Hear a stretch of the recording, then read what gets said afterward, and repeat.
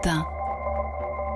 Comment mettre fin à l'anarchie des trottinettes électriques dans les grandes villes, Lionel? Depuis quelque temps, vous le savez, c'est devenu un sujet ultra sensible à Paris, Marseille, mais aussi dans d'autres grandes métropoles françaises. Demain, une association de victimes d'accidents de trottinettes sera reçue au ministère des Transports pour demander une réglementation plus sévère, réguler la circulation, le stationnement des trottinettes et mieux sanctionner aussi les auteurs d'infractions. Arnaud Kielbasa est le vice-président de l'association. Son épouse a été victime elle-même d'un accident provoqué par une trottinette électrique en libre service à Paris. C'est une façon pour nous d'interpeller les pouvoirs publics sur ce problème, parce que on s'est rendu compte que les choses se faisaient sans la société civile. La trottinette peut avoir du sens dans certains environnements, dans certains contextes. La première chose que nous on demande, c'est une assurance obligatoire de la part des opérateurs.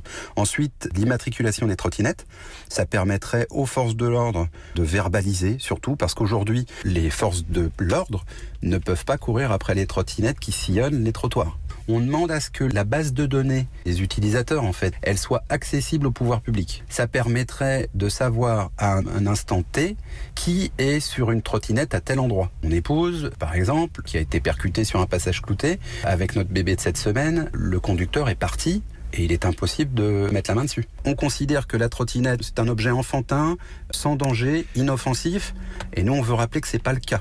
Arnaud Kielbasa, vice-président de l'association contre l'anarchie urbaine, qui sera donc reçu demain au ministère des Transports à Paris.